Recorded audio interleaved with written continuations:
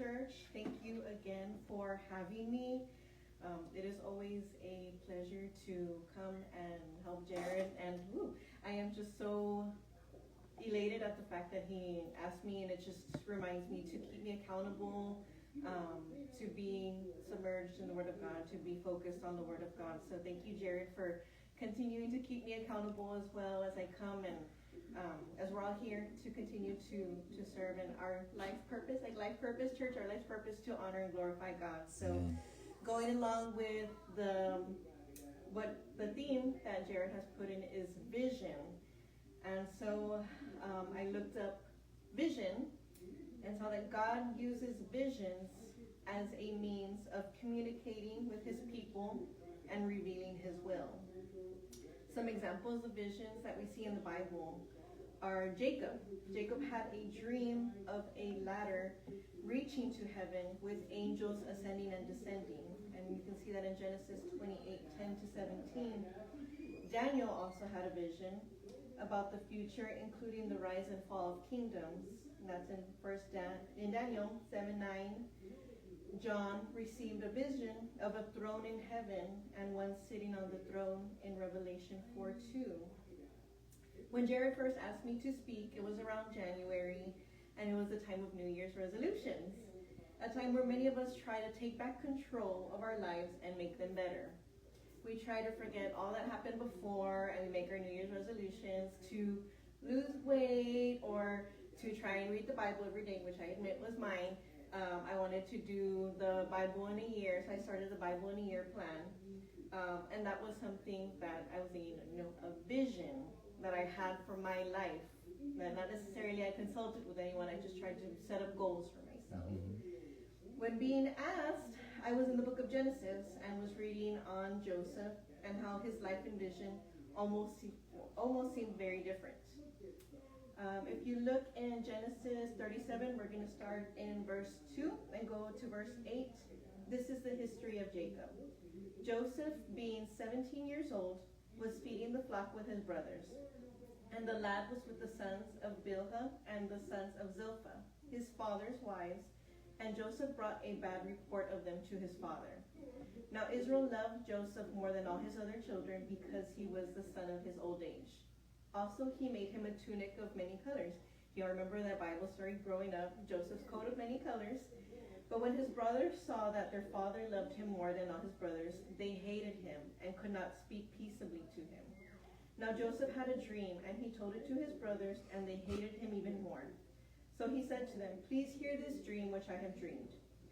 There we were, binding sheaves into the field. Then behold, my sheaf arose and also stood upright. And indeed your sheaves also stood all around and bowed down to my sheaf. And his brothers said to him, 'Shall you indeed reign over us, or shall you indeed have dominion over us?' So they hated him even more for his dreams and for his words." God gave Joseph not one, but two dreams that he was to be a leader of his family. And if you look in verse 9, then he dreamed still another dream and told it to his brothers and said, "Look, I have dreamed another dream. At this time, the sun, the moon, and the 11 stars bowed to me." So he told it to his father and his brothers, and his father rebuked him and said to him, "What is this dream that you have dreamed? Shall your mother and I and your brothers indeed come to bow down to the earth before you?"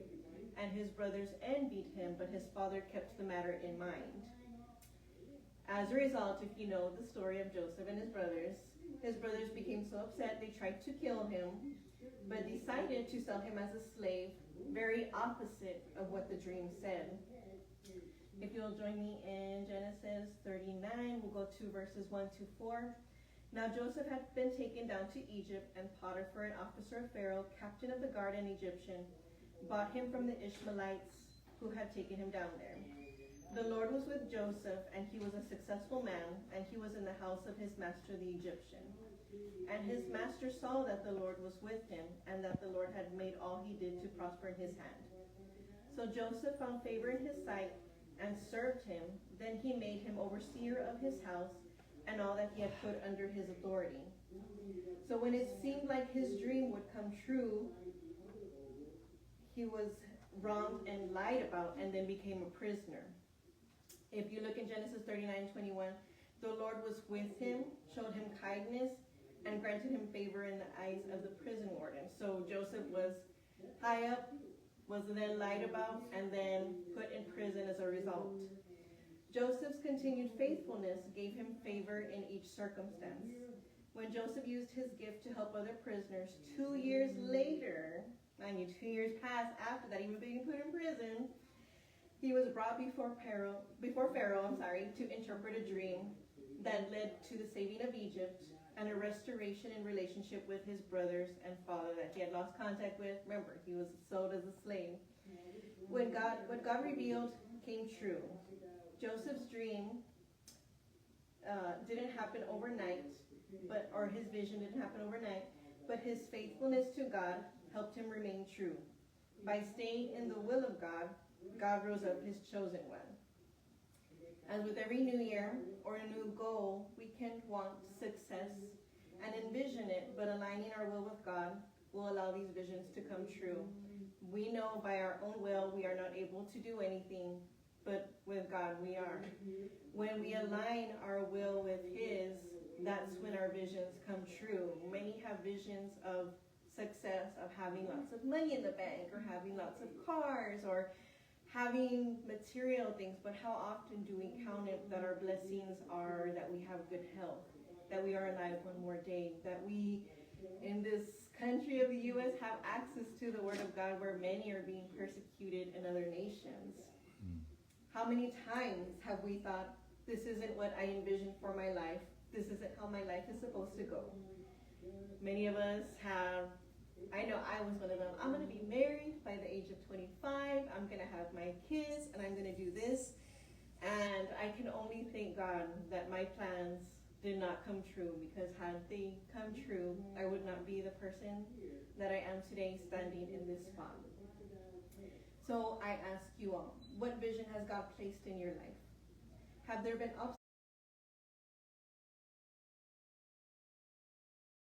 Yes, Antollin, Quintanilla passed away though. For, well, 30 years. Right, Veronica, the body of yours.